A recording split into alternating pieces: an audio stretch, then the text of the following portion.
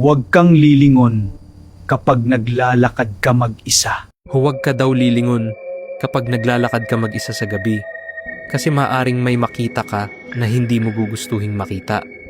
Sa probinsya namin, madalas kong marinig sa matatanda ang isang simpleng paalala. Kapag naglalakad ka raw mag-isa sa gabi at pakiramdam mo ay may sumusunod sa likod mo, huwag ka raw lilingon. Sabi nila, may mga bagay daw sa dilim na hindi dapat tinitingnan. Kapag nilingon mo raw, parang inaanyayahan mo silang magpakita. Hindi ako naniniwala noon. Para sa akin, pamahiin lang iyon na gawa-gawa ng matatanda para takutin ang mga bata. Isang gabi, naranasan ko mismo kung bakit sinasabi iyon ng mga nakatatanda.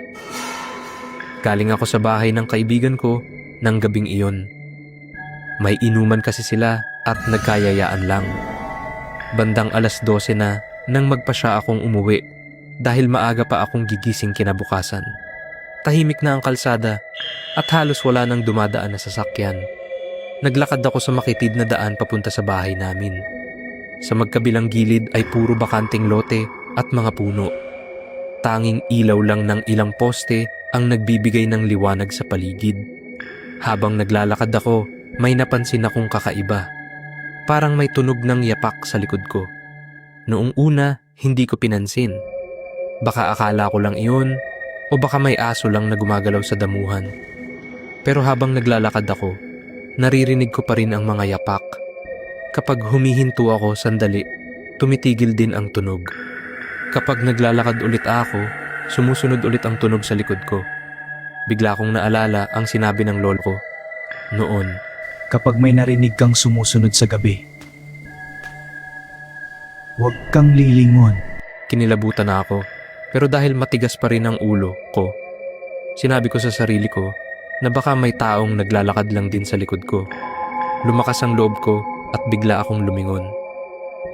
Sa una, wala akong nakita. Madilim lang ang daan at walang tao. Huminga ako ng malalim at napangiti pa dahil inisip kong natatakot lang pala ako sa wala. Pero nang humarap ulit ako sa unahan, doon ako nanlaki ang mata. May nakatayo na sa gitna ng daan sa harap ko. Isang matangkad na anino ng tao na halos abot ang ulo sa sanga ng puno. Hindi ko makita ng maayos ang muka dahil madilim. Pero kitang-kita ko na nakaharap ito sa akin. Hindi ko alam kung kailan siya napunta sa harapan ko. Kanina ay wala naman siya roon. Hindi ito gumagalaw. Nakatayo lang at parang nakatingin sa akin. Unti-unti akong napaatras habang bumibilis ang tibok ng puso ko. Hindi ko alam kung ano ang gagawin ko. Maya-maya, dahan-dahan itong umatras papunta sa gilid ng daan. Para bang pinapaalis ako. Hindi na ako nagdalawang isip. Mabilis akong naglakad palayo hanggang makarating ako sa bahay namin. Pagpasok ko sa loob, nakita ko ang lola ko nagising pa. Tiningnan niya ako at parang may napansin sa mukha ko. Anong nangyari sa'yo? May sumunod sa akin. Paano mo nalaman? Lumingon ka? Tanong niya agad. Hindi ako agad nakasagot. Tumango lang ako ng dahan-dahan. Swerte mo Napabuntong hininga siya. at pinadaan ka pa. Simula noon, kapag naglalakad ako mag-isa sa gabi at pakiramdam ko ay may sumusunod sa likod ko, hindi na ako lumilingon. Hindi dahil sa takot, kundi dahil alam kong may mga bagay sa mundo na mas mabuting hindi mo na lang makita.